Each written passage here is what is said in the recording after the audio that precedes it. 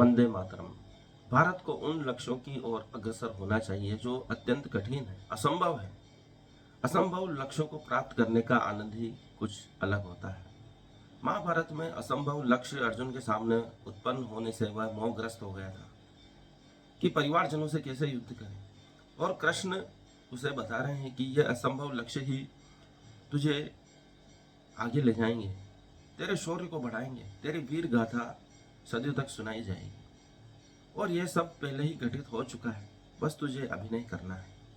वैसे ही भारत को, चाहे वो चिप निर्माण हो या रिवर्स इंजीनियरिंग हो, उस क्षेत्र में आगे आना चाहिए।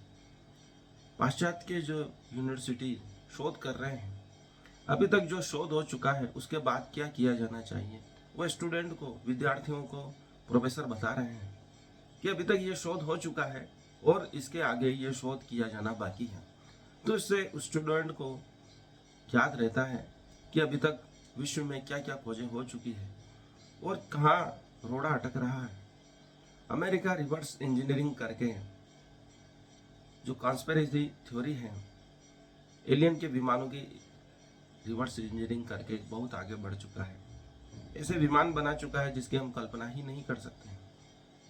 तो भारत के लिए यह स्वर्णिम स्वर्णिम अवसर है कि वह जितनी भी खोजें वर्तमान में हो चुकी है और जिनकी भारत में अभी उपलब्धता नहीं है, उनको स्थापित कर सकता है। क्योंकि स्टीव जॉब्स ने कहा है कि बेहतर आइडिया चुराने के लिए बेशर्म हो जाओ। संसार में जितने भी सर्वश्रेष्ठ आइडिया है, खोज है, उसको अपने लिए उपयोग करो। उसके कारण ही एप्पल कंपनी आज इस अवस्था में पहुंची है।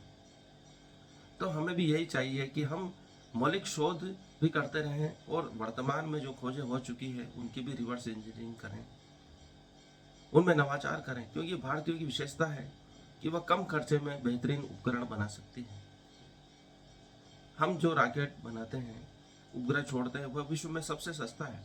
क्योंकि भारतीयों को मालूम है कि कैसे धन के प्रबंधन और समय के प्रबंधन को करके हम बेहतरीन और सर्वश्रेष्ठ चीजें बनाएं। अभी भी भारत सर्वश्रेष्ठ चीजें बनाने में लगा हुआ है और वह कला भारतीयों के पास है जो सर्वश्रेष्ठ का निर्माण कम खर्चे में कर सकती है। पूरे विश्व में भारतीय लोग फैले हुए हैं, चाहे अमेरिका हो, फ्रांस हो, कनाडा हो, सब जगह भारतीय लोग अपने अत्यधिक श्रम से इस विश्व को समुन्नत बना रहे हैं, उन्नति की ओर ले जा रहे हैं। तो क्या वे भारत में रहकर भारत के लिए वे कार्य नहीं कर सकते? चाहे किसी भी कठिन परिस्थिति हो, फिर भी हम भारत को आगे बढ़ाने के लिए प्रयास करना होगा। तभी वह पुनः विश्व गुरु बन सकता है या आर्थिक विभिन्न प्रकार की शक्तियों से समुन्नत हो सकता है, संपन्न हो सकता है। यही वह शक्ति है जिससे पूरे विश्व में हम अपनी प्रतिष्ठा को बढ़ा सकते हैं, सर्वश्रेष्ठ सिद्ध कर सकते हैं और भारत के लिए एक बेहतरीन अवसर का निर्माण कर सकते हैं। चिप निर्माण में जो फैब्रिकेशन होता है, उस तकनीक को रिवर्स इंजीनियरिंग करके हम ऐसे मशीन बना सकते हैं जिसमें छोटे से छोटे नैनोमीटर में भी चिप का निर्माण किया जा सकता है। बस आवश्यकता है प्रोत्साहन की, क्योंकि प्रोत्साहन ही वह शक्ति है जो कठिन से कठिन कार्यों को करने की शक्ति देता है। जैसा कि कृष्ण महाभारत में, भगवत गीता में अर्जुन को प्रोत्साहित करते हैं, उसे सर्वश्रेष्ठ मार्ग दिखाते हैं एक उत्तम गुरु की भांति। क्योंकि गुरु ही वह शक्ति है जो शिष्य को बता सकता है कि कौन सा मार्ग सही है, कौन सा मार्ग गलत है। क्योंकि बहुत सी बार शिष्य को मालूम नहीं पड़ता है कि वह कहाँ जा रहा है, सही दिशा में जा रहा है या गलत दिशा में। इसलिए गुरु की आवश्यकता होती है। वैसे ही भारत को तकनीकी क्षेत्र में उन्नत करने के लिए, विभिन्न क्षेत्रों में उन्नत करने के लिए एक प्रेरणा की आवश्यकता है जो उसे स्वयं खोजनी होगी।